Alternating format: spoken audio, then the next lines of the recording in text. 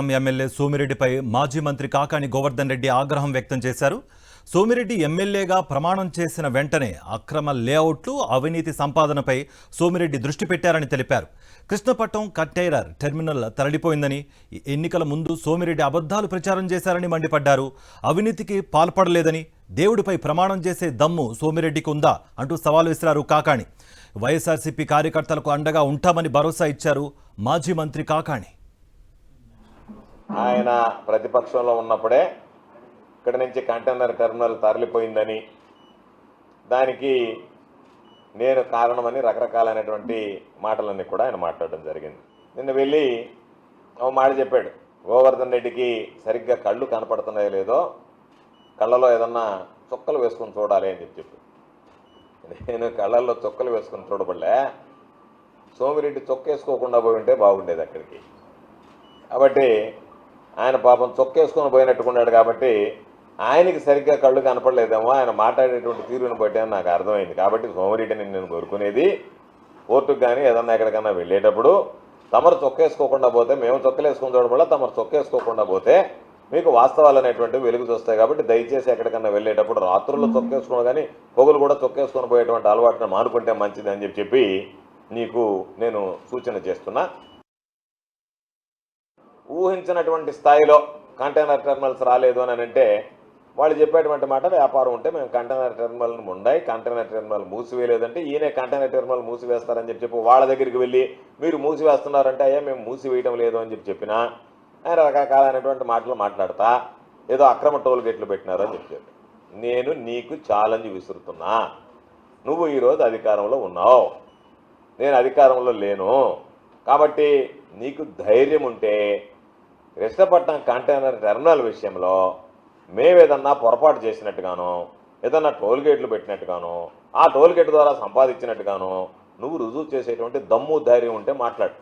లేదు అనుకుంటే అన్నీ మూసుకొని కూర్చో, అయ్యా నా వల్ల చేత కాలేదు, నేనేదో అప్పుడు వాగాను గమ్ము అయిపోయానని చెప్పి. కాబట్టి నువ్వు మాట్లాడగలిగితే ఆధారాలు ఈరోజు నీ చేతిలో ప్రభుత్వం ఉంది, తీసుకెళ్ళి విచారణ జరిపించు. నువ్వు ప్రతిదానికి చెప్తున్నావు అంటే నేను సిట్ వేస్తానని చెప్పి ఈ సిట్ వేస్తావో, సిఐడిని వేస్తావో, సిబిఐని తీసుకొస్తావో, ఎవరినో తీసుకొచ్చి ఇదిగో ఈ కంటైనర్ టెర్మినల్లో ఈ ఇబ్బంది వచ్చింది, ఇది మూతపడింది, నువ్వు అంటున్నావు మూతపడిందని, వాళ్ళు మూతపడలేదు అంటున్నారు, మూతపడింది, మూతపడడానికి కారణాలు ఇవి, దాని కారకులు వీళ్ళు అని చెప్పి చెప్పేటువంటి పరిస్థితి ఏదన్నా ఉంటే దాని మీద దృష్టి. నువ్వు ఈ మధ్య దేవాలయాలన్నీ తిరుగుతున్నావు, రోజు ఒక దేవాలయం తిరుగుతున్నావు, అదే దేవుడి మీద నీకు నమ్మకం ఉంటే, నువ్వు నిజంగా భక్తుడివే అయితే ఇదిగో ఈ నెల రోజుల లోపల నేను ₹1 అవినీతి సొమ్ము సంపాదించలేదు, తాకలేదు అని చెప్పి నువ్వు ప్రమాణం చేస్తావా? ఈ నెల రోజుల్లోనే ఎంతమంది లేఅవుట్లు, ఎంతమంది ఏజెంట్లు నియమించుకున్నావు?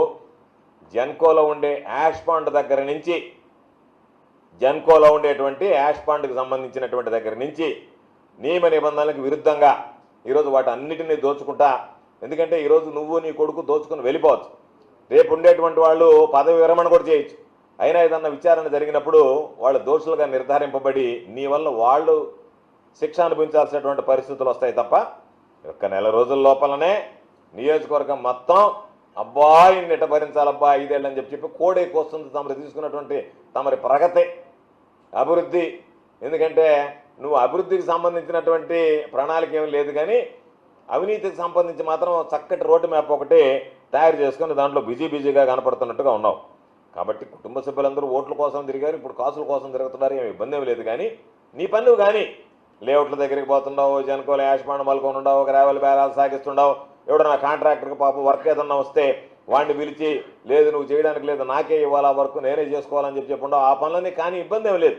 ఇది నియోజకవర్గంలో ఉండేటువంటి నీకు కాదు, నీ చుట్టూ ఉండేటువంటి నాయకులందరికీ కూడా తెలిసినటువంటి విషయం. లేఅవుట్ల మీదకు నువ్వు మనుషులను పంపించి వాళ్ళని దబాయించి రిజిస్ట్రార్లకు ఫోన్ చేసి రిజిస్ట్రేషన్లు ఆపించి వాళ్ళ దగ్గర తమరు దండుతున్నారు లేదా అనేటువంటిది. కాకపోతే నీ పని నువ్వు కానియకుండా మమ్మల్ని అందరిని గురించి మాట్లాడుతున్నావు. కాబట్టి మాట్లాడేటువంటి నీ బ్రతుకు మమ్మల్ని గురించి మాట్లాడేటువంటి హక్కు ఎక్కడ ఉంది అనేటువంటిది ఈరోజు మేము నిన్ను అడిగేటువంటి పరిస్థితి.